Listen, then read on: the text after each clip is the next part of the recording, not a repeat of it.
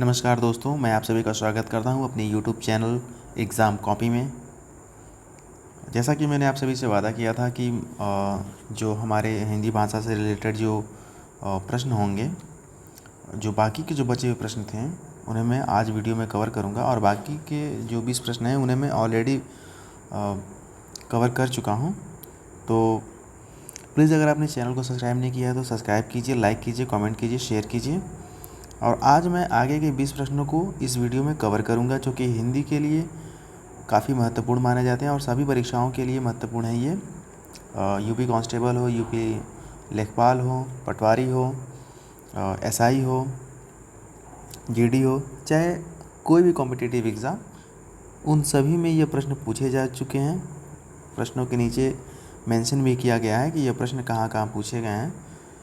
तो ठीक है, मैं फिर वीडियो को स्टार्ट करता हूँ।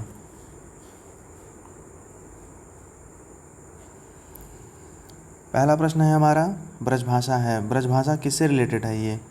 पूर्वी हिंदी, पश्चिमी हिंदी, बिहारी हिंदी या पहाड़ी हिंदी?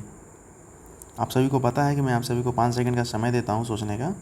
आप सोचिए और बताइए।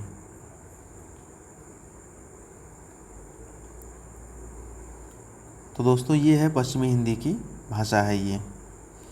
पश्चिमी हिंदी देखिए, यहाँ पर आंसर भी टिक किया हुआ है। अगला प्रश्न देखते हैं।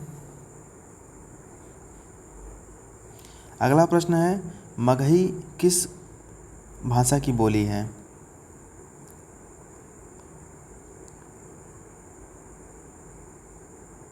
तो ये आप सभी को पता होगा कि बिहारी की भाषा है ये।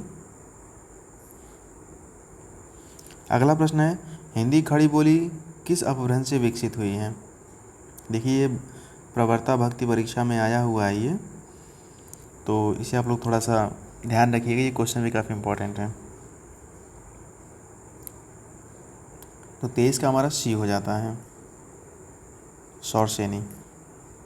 नेक्स्ट, भाषा के आधार पर भारतीय राज्यों की पुनः रचना की गई थी।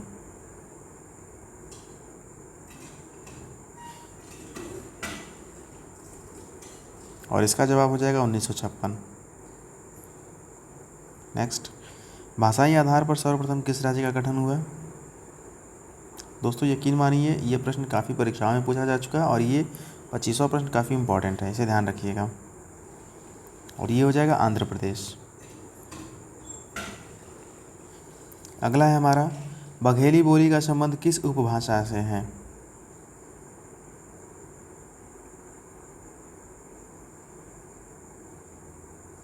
और ये हो जाएगा पूर्वी हिंदी से। जैसा कि मैंने आप सभी को ट्रिक भी बताया था पूर्वी हिंदी का याद करने के लिए, ABC यानी कि अवधी, बघेली और छत्तीसगढ़ी, ये पूर्वी हिंदी की भाषाएं हैं।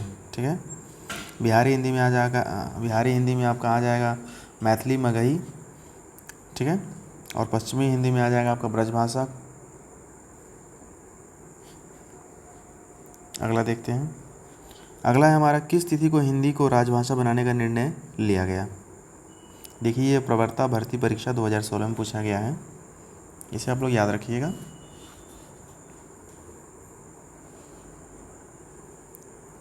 और ये हो जाएगा हमारा ऑप्शन सी, यानी कि 14 सितंबर। आप सभी को पता होगा कि हिंदी भाषा दिवस भी इस दिन मनाया जाता है 14 सितंबर को, ये इसी वजह से मनाया जाता है। नेक्स्ट, अगला है हमारा, वर्ष 1955 ईस्वी में गठित प्रथम राजभाषा आयोग के अध्यक्ष थे, कौन थे? ये काफ़ी इंपॉर्टेंट क्वेश्चन है, इसे याद रखिएगा आप लोग, 28वां।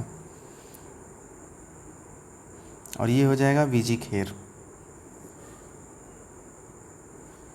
अगला है हमारा, भारतीय संविधान की 8वीं अनुसूची में शामिल भाषाओं की संख्या है।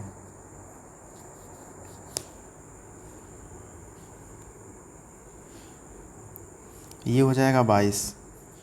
आप सभी को पता होगा कि इसमें 22 भाषाएं शामिल हैं अभी। ठीक है। अगला देखते हैं। शुरू में मैं आप सभी को बता दूं कि 14 भाषाएं इसमें शामिल की गई थी। फिर 15वीं जो भाषा थी वो सिंधी को शामिल किया गया था 21वां संविधान संशोधन करके। और फिर उसके बाद शामिल किया गया था हमारा नेपाली, मणिपुरी और कोंकणी को। और फिर शामिल किया गया था। तो हमारी 14वीं जो 14 तो ऑलरेडी थी, 15वीं हमारी सिंधी हो गई थी, ठीक है। फिर 16वीं 17वीं हो गई हमारी नेपाली, मणिपुरी, कोंकणी। तो कितना हो गया, 15 3 18। पहले देखिए मैं आपको बता दे रहा हूँ। 14 तो शुरू में ही थी, ठीक है, प्लस एक हमारी जो सिंधी थी, ठीक है। फिर 17 18 और 19 यानी कि नेपाली, मणिपुरी और कोंकणी, 19 हो गया। फिर आता है 20 21 22 और इसी क्रम में हमारी कुल भाषाएं जो हो जाती हैं 22 हो जाती हैं, ठीक है। अगला देखते हैं। अगला है हमारा हिंदी की आदि जननी है।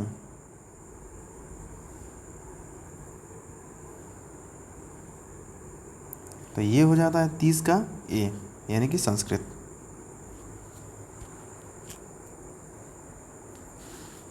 अगला देखते हैं।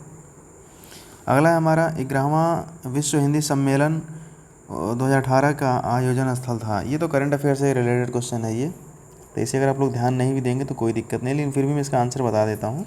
इसका आंसर मॉरिशस होगा। अगला देखते हैं। निम्नलिखित में से कौन सी भारोपीय परिवार की भाषा नहीं है? तो आप सभी को पता होगा, मलयालम हमारी द्रविड़ परिवार की भाषा है, बाकी मराठी, गुजराती, हिंदी तो हमारी भारोपी परिवार की ही भाषाएं हैं। अगला देखते हैं। हिंदी दिवस किस दिन मनाया जाता है?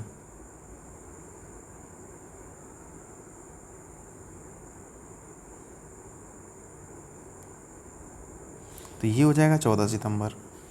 अगला देखते हैं। विकास की दृष्टि से प्राकृत की पूर्वकालीन अवस्था का नाम है। देखिए नेट जेआरएफ 2014 में पूछा गया प्रश्न है, इसे ध्यान दीजिएगा। और 34 का हो जाता है हमारा ए। अगला देखते हैं। पश्चिमी हिंदी की दो बोलियों का सही युग्म है।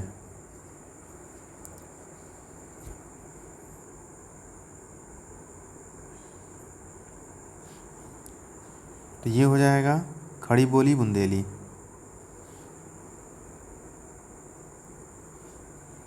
अगला देखते हैं।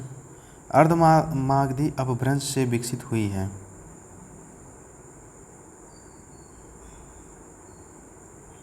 ये हो जाएगा इसका आंसर बी, बघेली। अगला देखते हैं। अगला है देवनागरी लिपि का सही विकास क्रम है। तो इसके सही विकास क्रम में आ जाएगा, पहले होना चाहिए ब्राह्मी लिपि, फिर आती है गुप्त लिपि, फिर आती है हमारी नागरी लिपि, फिर देवनागरी लिपि।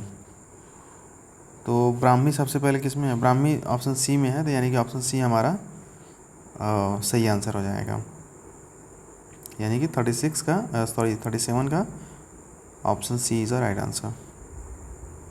अगला देखते हैं। बहराइच, सुल्तानपुर, रायबरेली किस बोली के क्षेत्र हैं? इन ज़िलों से जो लोग बिलोंग करते हैं उन्हें पता होगा, ये उनके लिए ये प्रश्न आसान है, लेकिन ये सभी को ध्यान में रखने की ज़रूरत है, क्योंकि प्रश्न कहीं से पूछे जा सकते हैं।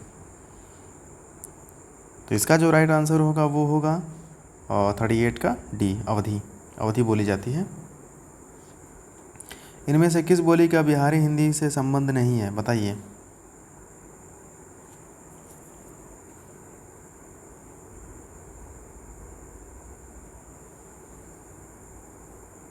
तो देखिए मगही, भोजपुरी, मैथिली, ये सभी जो हैं ये बिहारी हिंदी के अंतर्गत आती हैं, लेकिन अवधी नहीं आती है।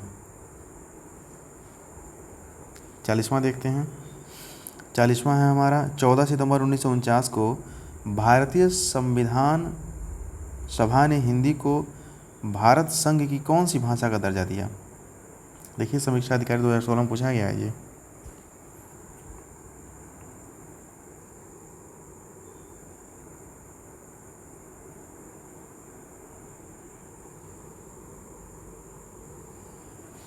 तो आप सभी को पता होगा कि ये राजभाषा है ये, ठीक है। तो option D is the right answer. तो दोस्तों यहाँ पर हमारे 40 प्रश्न पूरे होते हैं। अगर आपने चैनल को सब्सक्राइब नहीं किया तो प्लीज़ सब्सक्राइब कीजिए, लाइक कीजिए, कमेंट कीजिए, शेयर कीजिए और ज़्यादा से ज़्यादा दोस्तों शेयर कीजिए। और आप सभी के सहयोग की काफ़ी ज़्यादा ज़रूरत है। तो फिर मैं मिलता हूँ आप लोगों को अगले वीडियो में। तब तक के लिए अपना आप ख्याल रखिए, अच्छे से रहिए। अच्छा हाँ, देखिए मैंने थोड़ा वो बीच में स्किप कर दिया था मैंने, वो मैं फिर से बता देता हूँ। 1 मिनट पहले मैं से इधर कर देता हूँ। दोस्तों देखिए 14 भाषाएं तो पहले ही थी, ठीक है। फिर 15वीं हमारी आती है सिंधी, ठीक। फिर 16, 17, 18 ये आता है नेपाली। फिर आता है मणिपुरी। फिर आता है कोंकणी, ठीक है। फिर हमारा आता है कितना, 19, 20, 21, 22, ठीक है। तो इसमें हो जाएगा हमारा मैथिली, संथाली, डोंगरी और बोडो। इस प्रकार से हमारी कुल 22 भाषाएं हो जाती हैं। नेपाली, मणिपुरी, कोंकणी और मैथिली, संथाली, डोंगरी और बोडो। ओके, तो यहाँ पर हमारी 22 भाषाएं पूरी हो जाती हैं और 22 भाषाओं को भी शामिल किया गया है। अगर आप यूपीएससी का कोई भी पेपर लिखते हैं तो उसमें 22 भाषाओं में से किसी भी एक भाषा में और प्लस इंग्लिश में आप पेपर को लिख सकते हैं। खैर, अब मैं वीडियो को समाप्त करता हूँ। तब तक के लिए अपना ख्याल रखिए, अच्छे से रहिए। नमस्कार।